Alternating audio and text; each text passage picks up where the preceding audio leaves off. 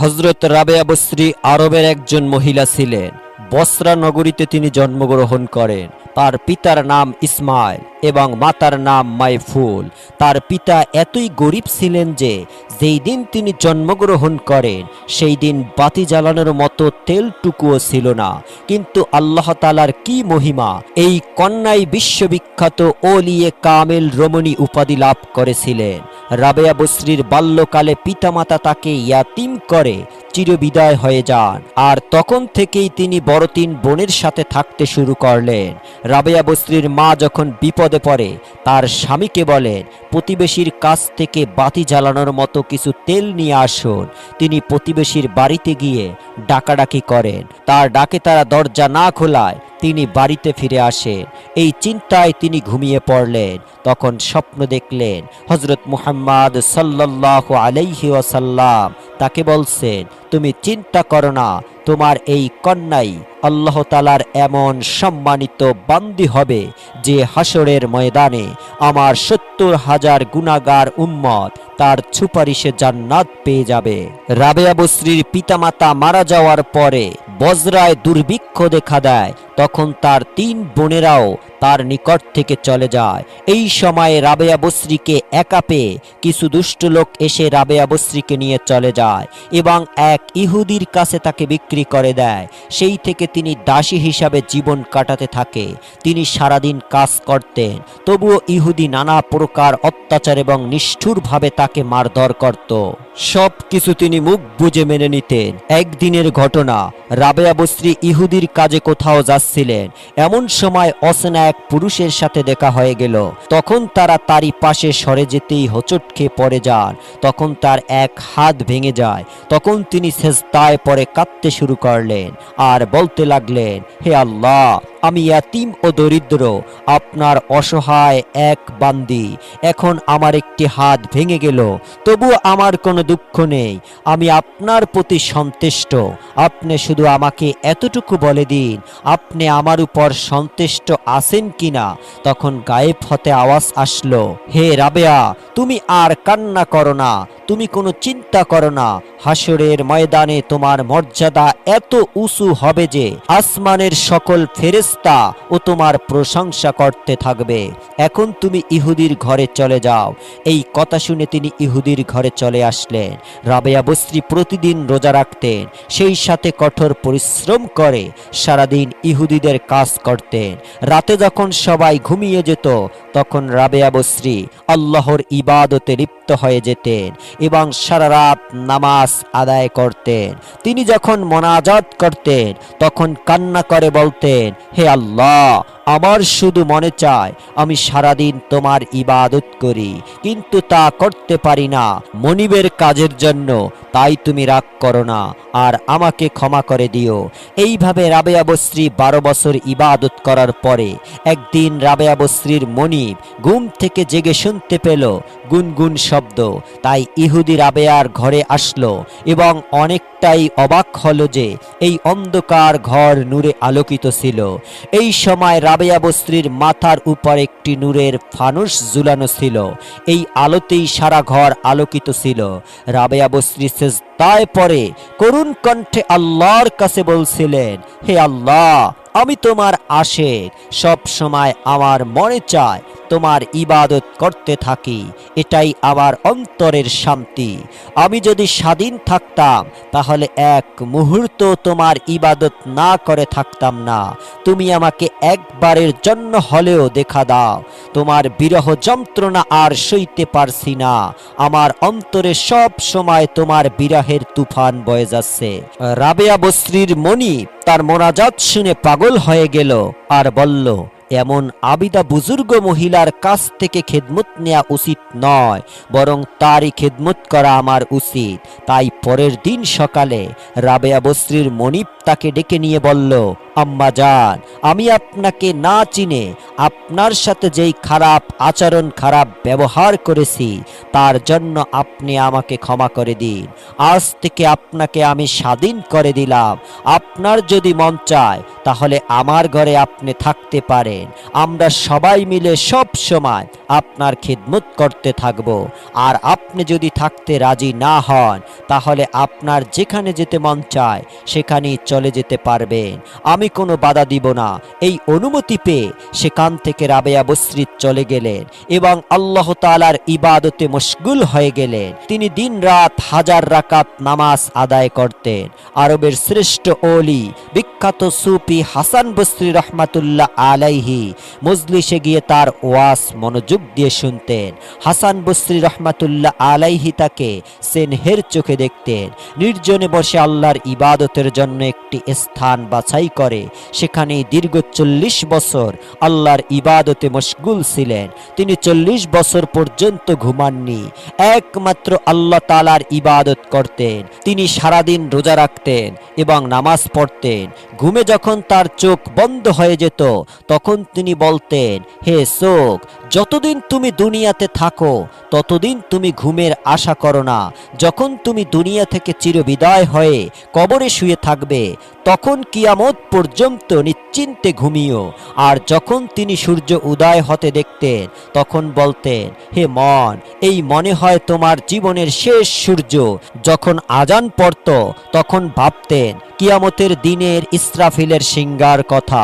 যখন প্রচণ্ড গরম পড়ত তখন তিনি হাসরের মাঠে সূর্যের কিরণে তামার জমিনের গরমের কথা ভাবতেন। যখন তিনি নামাজ আদায় করতেন তখন নামাজের ভুল ত্রুটি যেন না হয় সেই বিষয় খেয়াল রাখতেন। একদিনের ঘটনা, রাবেয়া বসরির বাড়িতে 10 জন আলেম লোক আসলেন। তারা নিজেরা বলাবলি করছিলেন, তিনি যদি আমাদের কিছু খেতে দিতেন তাহলে খুব ভালো হতো। তখন রাবেয়া বসরির কাছে তেমন কোনো খাবার ছিল না তাদের দেয়ার মতো। তখন তিনি 2টি রুটি এনে তাদেরকে খেতে দিলেন। এই সময় রাবেয়া বসরির কাছে একজন ভিক্ষুক আসলো।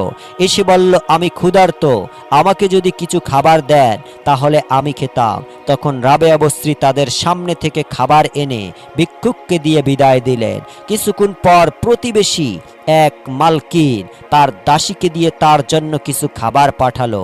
দাসী এসে বলল, আমার মালকিন আপনার জন্য এই খাবার পাঠিয়েছেন। রাবেয়া বসরি ঢাকনা খুলে দেখেন সেখানে কিছু রুটি রয়েছে। রাবেয়া বসরি তা গুনে দেখেন 18টি রুটি রয়েছে। তিনি দাসীকে খাবার ফেরত দিয়ে বললেন, 2টি রুটি কম রয়েছে, তুমি এইগুলোকে নিয়ে যাও।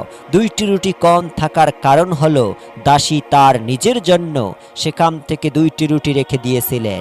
দাসী রুটিগুলো নিয়ে চলে গেল। দাসীর জন্য যেই 2টি রুটি রেখে দিয়েছিলেন তা বাকি রুটির সাথে মিশিয়ে 20টি রুটি নিয়ে আবার রাবেয়া বসরির কাছে আসলো।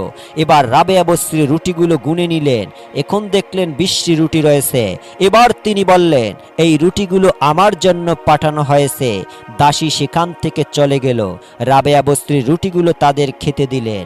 তারা খাবার খেয়ে নিলেন এবং রাবেয়া বসরিকে বললেন, এইগুলোর রহস্য কি? তখন রাবেয়া বসরি তাদের বললেন, আপনারা যখন আমার ঘরে আসলেন তখন আমি বুঝতে পারছিলাম আপনারা ক্ষুধার্ত। তখন আপনাদেরকে দেওয়ার মতো কিছু না থাকায় 2টি রুটি আপনাদেরকে খেতে দিলাম। যখন ভিক্ষুক আসলো তখন আমি ভাবলাম 2 জন মর্যাদাবান ব্যক্তির সামনে আমি 2টি রুটি কি করে খেতে দিলাম, তার চেয়ে বরং ভালো হবে এই খাবারটি ক্ষুধার্ত ভিক্ষুককে খেতে দিয়ে দেই। কেননা আল্লাহ তাআলা বলেছেন, যা দান করবে তার 10 গুণ হয়ে তোমার কাছে ফিরে আসবে।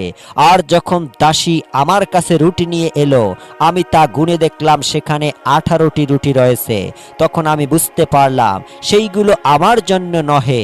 পরে যখন দাসী আবার রুটি নিয়ে এলো তখন আমি গুনে দেখলাম 20টি রুটি রয়েছে। তাই আমি খাবারটি গ্রহণ করলাম। এবং আপনাদেরকে খেতে দিলাম। একদিন রাবেয়া বসরি একটি দুর্বল গাধার উপরে আরোহণ করে জিনিসপত্র নিয়ে হজ করার উদ্দেশ্যে রওনা হলেন। অনেকক্ষণ পথ চলার পর একটি জঙ্গলের মাঝখানে গিয়ে গাধাটি মারা গেল। রাবেয়া বসরির সঙ্গী সাথীরা তার মালপত্র পৌঁছে দিতে চাইলে তখন তিনি বললেন, তোমরা তোমাদের কাজে চলে যাও, আমি কারো সাহায্য চাই না। রাবেয়া বসরির এই কথা শোনার পর সেখান থেকে সবাই চলে গেল। রাবেয়া বসরি তখন আকাশের দিকে তাকিয়ে আল্লাহকে বললেন, হে আল্লাহ, আপনি একজন অক্ষম অবলা নারীর সাথে কেন এমন করলেন? আমাকে আপনার ঘরের দিকে ডেকে আমার গাধাটিকে মেরে নির্জন বনে আমাকে একা করে দিলেন। এই কথা বলার পর গাধাটি আবার উঠে দাঁড়ালো। সে গাধার পিঠে আরোহণ করে আবার রওনা দিলেন। মক্কা শরীফের কাছে গিয়ে কেঁদে কেঁদে বলতে লাগলেন, হে আল্লাহ, আমাকে তুমি মাটি দিয়ে সৃষ্টি করেছো, আর এই ঘরটি পাথরের ঘর। আমি পাথরের ঘর দিয়ে কি করব? আমার এইগুলোর প্রয়োজন নেই, আমি একমাত্র তোমাকেই পেতে চাই। তখন গায়েব হতে আওয়াজ আসলো, হে রাবেয়া, তুমি কি চাও 18,000 আলেম এখনই ধ্বংস হোক? তুমি কি এটা জানো না যে মুসা আলাইহিস সালাম আমাকে দেখার জন্য তুর পাহাড়ে গিয়েছিল, আর আমার নূরের তাজাল্লিতে নূর পাহাড় পুরে ছাই হয়ে গেল। আসলে যারা আল্লাহ তাআলার প্রেমের মাঝে সব সময় থাকেন তারা এক মুহূর্তে যেই শান্তি পান, সেই শান্তি দুনিয়ার নিয়ামতেও যে নাই। রাবেয়া বসরির তৃতীয়বার হজ করার উদ্দেশ্যে রওনা হলেন। 7 বছর পর আরাফাতের ময়দানে উপস্থিত হলেন। সেখানে গিয়ে বললেন, হে আল্লাহ, আপনার বিরহের আগুনে আমি পুড়ে যাচ্ছি, এই যন্ত্রণা আমি আর সহ্য করতে পারছি না, এবার আপনি আমাকে দেখা দেন। তখন আওয়াজ আসলো, এই রাবেয়া, এটা কেমন দর্শন প্রার্থনায় তোমাকে পেয়ে বসছে? তুমি যদি আমার দর্শন কামিনী হয়ে থাকো তবে আমার কাছে দরখাস্ত করো, আমি নূরের ঝলক প্রকাশ করব, তখন আমার নূরের ঝলকে তুমি পরিবর্ষ হয়ে যাবে। তখন রাবেয়া বসরি বললেন, হে আল্লাহ, আপনার নূরের ঝলক সহ্য করার মতো শক্তি আমার নেই। আবার আওয়াজ আসলো, রাবেয়া, তুমি উপরের দিকে তাকিয়ে দেখো। রাবেয়া তখন উপরের দিকে তাকিয়ে দেখলেন রক্তের সাগর শূন্যে ঝুলতেছে। গায়েব হতে আওয়াজ আসলো, রাবেয়া, তুমি যে রক্ত দেখছো, এই রক্ত আমার জন্য আমার আশেকের চোখ থেকে বের হয়েছে, তবুও তারা আমাকে দেখতে পারেনি। তারা আমাকে দেখার জন্য ধৈর্য ধারণ করেছে এবং পৃথিবী থেকে বিদায় নিয়েছে। আজ এই পৃথিবীতে তাদের কোনো নাম নেই, কিন্তু হাসরের ময়দানে পূর্ণিমার চাঁদ হয়ে তারা দেখা দিবে। তখন রাবেয়া বসরি বললেন, হে আল্লাহ, আপনাকে দেখার কোনো যোগ্যতা আমার নেই। এই বলে তিনি সেখান থেকে চলে গেলেন। একদিন রাবেয়া বসরি যখন পর্বতের উপর আল্লাহর ইবাদত করছিলেন, সেই সময় তার চারপাশে পশু পাখিরা ছিল। তারা রাবেয়া বসরিকে দেখছিলেন। এই দৃশ্য দেখে হাসান বসরি রহমাতুল্লাহ আলাইহি যখন সেখানে আসলেন, তাকে দেখে পশু পাখিরা সব পালিয়ে গেল। আরেক দিনের ঘটনা, রাবেয়া বসরি হাসান বসরির বাড়িতে গেলেন। সেখানে গিয়ে দেখলেন হাসান বসরি রহমাতুল্লাহ আলাই ইবাদত করে কান্না করছেন যে তার গাল বেয়ে চোখের পানি পড়ছে। তখন রাবেয়া বসরি বললেন, ওস্তাদজি, আপনার এই কান্না দুনিয়ার কিছু পাওয়ার আশায় যেন না হয়, এই কান্না যেন আল্লাহকে পাওয়ার জন্য হয়। আরো একদিন হাসান বসরি রহমাতুল্লাহ আলাই ফোরাত নদীর কাছে দিয়ে যাচ্ছিলেন। তখন তিনি দেখলেন রাবেয়া বসরি ফোরাত নদীর তীরে বসে আছেন। তাকে দেখে হাসান বসরি রহমাতুল্লাহ আলাই সামনে এগিয়ে গিয়ে ফোরাত নদীতে জায়নামাজ বিছিয়ে দিয়ে নামাজ পড়তে শুরু করলেন। এই দৃশ্য দেখে রাবেয়া বসরিও তার জায়নামাজ আকাশে উড়িয়ে দিয়ে নামাজ পড়তে শুরু করলেন। রাবেয়া বসরি তখন বললেন, ওস্তাদজি, আপনি যা করলেন তা একটা মাছ করতে পারে, আর আমি যা করলাম তা একটা মাছিও করতে পারে। তাই এইগুলো না করে আল্লাহ তাআলাকে রাজি খুশি করাই হলো ওলিদের কাজ। আরো একদিন হাসান বসরি রহমাতুল্লাহ আলাই কয়েকজন বন্ধুদেরকে নিয়ে রাবেয়া বসরির নিকট সাক্ষাৎ করতে গেলেন। সেই সময় রাবেয়া বসরি ঘরে কোনো আলো ছিল না। তিনি তাদের আগমন বুঝতে পেরে নিজের হাতের আঙ্গুলের অগ্রভাগে ফুঁক দিলেন। এমনই তা আগুনের ন্যায় জ্বলে উঠল, সারা ঘর আলোকিত হয়ে গেল। রাবেয়া বসরি হাসান বসরি রহমাতুল্লাহ আলাইহিকে বললেন, মোমবাতির ন্যায় নিজের আলোকে দিয়ে জগৎকে আলোকিত করুন। নিজেকে সব সময় আল্লাহর প্রেমের আগুনে জ্বালাতে থাকুন। দিনরাত আল্লাহর ইবাদত করতে করতে শুয়ের মতো চিকন হয়ে যান। রাবেয়া বস্রি দিনরাত মিলে 1000 রাকাত নামাজ আদায় করতেন। রাত যখন গভীর হয়ে যেত তখন তিনি ঘরের ছাদে চলে যেতেন আর দোয়া করতেন, হে আল্লাহ, তারাগুলো কি সুন্দরভাবে জ্বলছে, লোকদের চোখগুলো এখন নির্দয় অন্ধকার হয়ে আছে, আর এখানে আমি একা রয়েছি তোমার সঙ্গে। এই বলে তিনি ইবাদত শুরু করতেন। যখন দেখলেন রাত ঘনিয়ে ভোর হতে লাগলো তখন তিনি দোয়া করতেন, হে আল্লাহ, রাত প্রায় শেষ হতে লাগলো, আমার কতই না সাপ, আমি যে সারা রাত ইবাদত করলাম, আমার এইগুলো ইবাদত তুমি কবুল করেছো কিনা, তুমি আমাকে জীবন দিয়েছো, আমার খেয়াল রাখছো, তুমি যদি আমাকে তোমার দরজা থেকে বিতাড়িত করো তবুও আমি তোমার ভালোবাসার টানে তোমাকে কোনোদিন ত্যাগ করে যাব না। হে আমার বন্ধু, আমার আশ্রয়দাতা, আমার আনন্দ, আমার পালনকর্তা, তুমি আমার প্রাণ, তোমায় পাওয়ার আশায় আমাকে জীবিত রেখেছে, তোমার ভালোবাসাই আমার কামনা, তুমি ছাড়া আমার কেউ নেই। তুমি যদি আমার উপর সন্তুষ্ট থাকো তাহলে আমার সুখ পরিপূর্ণ হয়েছে। হে আল্লাহ, তুমি কি সেই হৃদয়কে জাহান্নামের আগুনে জ্বালাবে যেই হৃদয় তোমাকে সব সময় ভালোবাসে? তখন গায়েব হতে আওয়াজ আসলো, রাবেয়া, আমার এমন প্রেমিকের সাথে আমি এরকম করব না, তুমি আমার সম্পর্কে এমন ধারণা করো না। একদিন হাসান বসরি রহমতুল্লাহ আলাইহি রাবেয়া বসরিকে বললেন, এখন আপনাকে বিবাহ বন্ধনে আবদ্ধ হওয়া উচিত। তখন রাবেয়া বসরি বললেন, আমার অস্তি নেই, আমি স্বাধীন নয়, আমি আল্লাহ তাআলার অধীনে বন্দী, আর তাই আমার বিবাহের আলোচনা তার সাথেই করা উচিত। তার এই কথা শুনে হাসান বসরি রহমতুল্লাহ আলাইহি বললেন, রাবেয়া, তুমি এই উচ্চ স্থানে কিভাবে উঠলে? তখন তিনি বললেন, আমি পৃথিবীর আরামকে আল্লাহ তাআলার জন্য বিলীন করে দিয়েছি।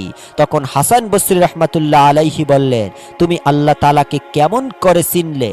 তিনি বললেন, আল্লাহ তাআলা আমার অন্তরকে উদয় করে দিয়েছেন, কারণ আমি যখন জীবিকার জন্য কয়েকটি আটি সুতা বিক্রি করে 2 দিরহাম মূল্য পেয়ে 1 দিরহাম ডান হাতে আর 1 দিরহাম বাম হাতে গ্রহণ করেছি, এই ভয়ে যে আমি যেন লোভে না পড়ে যায়, আর এই লোভ আমাকে সুপথ ছাড়িয়ে বিপথে নিয়ে যেতে পারে, আর এটাই আমার আল্লাহকে পাওয়ার একমাত্র পথ। হযরত রাবেয়া বসরি রহমাতুল্লাহ আলাইহি বললেন, একদিন আমি হুজুর সাল্লাল্লাহু আলাইহি ওয়াসাল্লামকে স্বপ্নে দেখলাম। তিনি আমাকে বললেন, রাবেয়া, তুমি কি আমাকে ভালোবাসো? আমি তখন বললাম, পৃথিবীতে এমন কোন মুসলমান কি আছে যে আপনাকে ভালোবাসে না? কিন্তু আমার অন্তরে আল্লাহ তাআলার মহব্বত এমনভাবে জড়িয়ে আছে যে সেখানে আর কারো ভালোবাসার স্থান পায় না। রাবেয়া বসরি বললেন, আল্লাহ তাআলার মহব্বত 18,000 আলেমের সামনে ঘুরতে থাকে, আর যার ইচ্ছা সে এক চুমুক পান করে, আর কোটি কোটি মানুষ তার দিকে ফিরেও চায় না। তখন আল্লাহর জিনিস আল্লাহর সাথেই আবার মিলিত হয়ে যায়, আর সেই সময় আল্লাহ তাআলার দরবার থেকে ঘোষণা করা হয়, যারা আল্লাহকে ভালোবাসে তাদেরকে আল্লাহ তাআলা ভালোবাসেন। একবার রাবেয়া বসরি একটানা 7 দিন রোজা রেখে ইবাদতে মশগুল ছিলেন। 8ম রাতে ক্ষুধার জ্বালায় অস্থির হয়ে পড়লেন। এই সময় এক ব্যক্তি খাবার নিয়ে আসলো, খাবার দিয়ে চলে গেল। রাবেয়া বসরি তখন খাবার রেখে বাতি জ্বালানোর জন্য উঠল, এক পাশে গেলেন। এই সময় একটি বিড়াল এসে খাবারটা খেয়ে ফেলল। তখন তিনি ভাবলেন পানি দিয়ে ইফতার করে নিবে। যখন তিনি পানি আনেন সেই সময় ঘরের বাতি আবার নিভে গেল, আর অন্ধকারের হাতে রাখা গ্লাসটিও নিচে পড়ে গেল এবং ভেঙে গেল। তখন তিনি বললেন, হে আল্লাহ, আমি নিরীহ অক্ষম, আমার সাথে আপনিও এ কেমন আচরণ করছেন?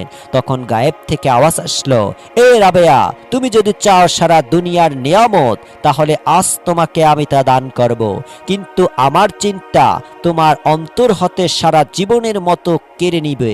এই কথা শুনে বললেন, দুনিয়া থেকে আমি আমার মনকে বিচ্ছিন্ন করে নিয়েছি, কামনা বাসনা পরিত্যাগ করে প্রত্যেক নামাজকে আমার জীবনের শেষ নামাজ মনে করি। আমি আল্লাহর কাছে বলি, হে আল্লাহ, আপনি আমাকে সব সময় আপনার প্রতি এইভাবেই মশগুল রাখেন, কেউ যেন আপনার কাছ থেকে আমাকে ফেরাতে না পারে। রাবেয়া বসরি সব সময় কান্না করতেন। লোকেরা তখন তাকে প্রশ্ন করত, আপনার কি রোগ হয়েছে? আমরা তো আপনার কোনো রোগ দেখি না, তাহলে আপনি কেন সব সময় কান্না করেন? তখন রাবেয়া বসরি রহমাতুল্লাহ আলাইহি তাদেরকে উত্তর দিতেন, আমার কোনো প্রকাশ্য রোগ নেই, রোগ আছে আমার অন্তরে, যা দুনিয়ার কেউ সারাতে পারবে না। আমি নির্জনকে সর্বদা ব্যথিত অবস্থায় রাখি, যেন তার উসিলায় আল্লাহ তাআলা আমাকে মাফ করে দেন। মৃত্যুর সময় যেন এমন আওয়াজ না আসে যে তুমি আমার উপযুক্ত হওনি। লোকেরা তখন রাবেয়া বসরিকে জিজ্ঞাসা করলো, গুনাহগার ব্যক্তি তওবা করলে সেই তওবা আল্লাহ কবুল করে কিনা? তখন তিনি বললেন, আল্লাহ তওবা করার তৌফিক না দেওয়া পর্যন্ত কেউ তওবা করতে পারে না, আর ইস্তিগফার পড়লে তওবা হয় না। আল্লাহর পথ পাওয়ার জন্য মনের প্রয়োজন। মন সজাগ থাকলে দুনিয়ার কোনো বন্ধু বান্ধবের প্রয়োজন হতে পারে না। আর সত্যিকারের তওবা হলো আল্লাহর দরবারে নিজের গুনাহের জন্য কান্না করে ক্ষমা প্রার্থনা করা এবং পুনরায় এই গুনাহের কাজ না করার প্রতিজ্ঞা করা। আর এটাই হলো আসল তওবা, এটাই আল্লাহ কবুল করে থাকেন। বুজুর্গ কয়েকজন লোক রাবেয়া বসরির সাথে সাক্ষাৎ করতে আসলেন। তিনি তখন তাদেরকে বললেন, আপনারা কি কি উদ্দেশ্যে আল্লাহর ইবাদত করে থাকেন? তখন একজন বলল, ভয়ঙ্কর 7টি দোজখের উপর দিয়ে সবাইকে পার হয়ে যেতে হবে, আর এর ভয়ে জাহান্নাম পাবার আশায় আমি আল্লাহর ইবাদত করে যাচ্ছি, যেখানে সুখ শান্তির সকল ব্যবস্থা রয়েছে, যা আল্লাহ নিজেই বলছেন। রাবেয়া বসরি তখন বললেন, জান্নাত জাহান্নাম যদি না থাকতো তাহলে কি আমরা আল্লাহর ইবাদত করতাম না? আল্লাহ তাআলার কি এমন কোনো গুণ নেই যার জন্য আমরা তার ইবাদত করতে পারি? বরং সেই ব্যক্তি হলো নিকৃষ্ট যে কোনো কিছু পাওয়ার আশায় বা ভয়ে আল্লাহর ইবাদত করে। তখন অন্যরা বলল, আল্লাহর কাছে আপনার কিছু চাওয়ার নেই। রাবেয়া বসরি বললেন, আল্লাহর সন্তুষ্ট করাই আমার চাওয়া। বুজুর্গ ব্যক্তিরা চলে যাওয়ার পর রাবেয়া বসরি এক হাতে পানি আর এক হাতে আগুন নিয়ে দৌড়াতে থাকেন। তখন লোকেরা জিজ্ঞাসা করলো, আপনার কি হলো, এই সব নিয়ে দৌড়াচ্ছেন কেন? তখন তিনি বললেন, পানি দিয়ে 2 চোখের আগুন নিবাতে আর আগুন দিয়ে জান্নাতকে পুড়িয়ে দেওয়ার জন্য যাচ্ছি। যারা আল্লাহর ইবাদত করে জান্নাতের আশায়, তারা যেন জান্নাত না পায়। সকলের ইবাদত যেন আল্লাহর সন্তুষ্টির জন্য হয়। হাসান বসরি রহমাতুল্লাহ আলাই বলেন, রাবেয়া বসরির অসুস্থতার কথা শুনে তাকে আমরা দেখার জন্য বাড়িতে গেলাম। গিয়ে দেখলাম রাবেয়া বসরি ইবাদতখানার পাশে এক ব্যক্তি টাকার থলি নিয়ে দাঁড়িয়ে আছে এবং কান্না করছে। আর ওই ব্যক্তি ছিল বস্রা শহরের একজন ধনী লোক। আমি তখন তাকে বললাম, উনি কেন কান্না করছেন? সে বলল, আমি এই বুজুর্গ নারীর জন্য কান্না করছি। তার বরকতের ছায়া আমাদের উপর হতে সরে গেলে আমরা সকলেই ধ্বংস হয়ে যাব। তাই তার চিকিৎসার জন্য কিছু টাকা নিয়ে এসেছি, কিন্তু তিনি এই টাকা গ্রহণ করবে কিনা সেই ভয়ে আমি তার কাছে যেতে পারছি না। আপনি বললে হয়তো তিনি এই টাকা গ্রহণ করবে। তখন হাসান বসরি রহমাতুল্লাহ আলাইহি রাবেয়া বসরির নিকট এসে ওই ব্যক্তির কথা জানালেন। তখন রাবেয়া বসরি বললেন, আমি এমন আল্লাহকে চিনতে পেরেছি যিনি তার নাফরমান বান্দার জীবিকা বন্ধ করে না। তিনি তার আশিক এবং প্রেমিকদেরকে খাদ্য পানি ব্যতীত জীবিত রাখেন। তাই কোনো মানুষের নিকট আমি কিছুই আশা করি না। তার টাকা হারাম নাকি হালাল সেই বিষয়ে আমি কিছুই জানি না। তার টাকা আমি কিভাবে গ্রহণ করব? একদিন কয়েকজন লোক রাবেয়া বসরিকে বলল, আল্লাহ তাআলা পুরুষ ছাড়া কোনো মহিলাকে তার পয়গম্বর বানাননি, তাহলে আপনি কোন মর্যাদার জন্য গর্বিত? রাবেয়া বসরি বললেন, ফেরাউন ও নমরুদ বলেছে, আমি তোমাদের খোদা পুরুষ ছাড়া কোনো নারী এমন জঘন্য কথা বলিনি। আর মহানবী সাল্লাল্লাহু আলাইহি সাল্লাম বলেছেন, একজন নেককার মহিলার নেকি 70 জন পুরুষ আউলিয়ার সমতুল্য। যখন হযরত রাবেয়া বসরি ইন্তেকালের সময় হলো, তখন তার শিয়রে যেই সকল বুজুর্গ লোক বসা ছিলেন তাদেরকে তিনি বললেন, আপনারা এখন এখান থেকে চলে যান, এখানে আল্লাহর ফেরেশতারা আসছে, তাদেরকে এই জায়গায় খালি করে দিন। তা শুনে সবাই বাহিরে চলে গেল। তখন ভিতরে একটি আওয়াজ আসলো, হে প্রশান্ত আত্মা, আপন রবের দিকে চলো, এমন অবস্থায় যে তুমি তার উপর সন্তুষ্ট এবং তিনিও তোমার প্রতি সন্তুষ্ট। অতঃপর আর কোনো আওয়াজ না আসায় বুজুর্গ লোকেরা ভিতরে প্রবেশ করলেন। সেখানে গিয়ে দেখলেন রাবেয়া বসরি ইহকাল ত্যাগ করে আল্লাহর কাছে চলে গেলেন। ইন্না লিল্লাহি ওয়া ইন্না ইলাইহির রাজিউন। তো বন্ধুরা, এই রকম ইসলামিক ভিডিও পেতে আমাদের চ্যানেলটি সাবস্ক্রাইব করবেন। ধন্যবাদ।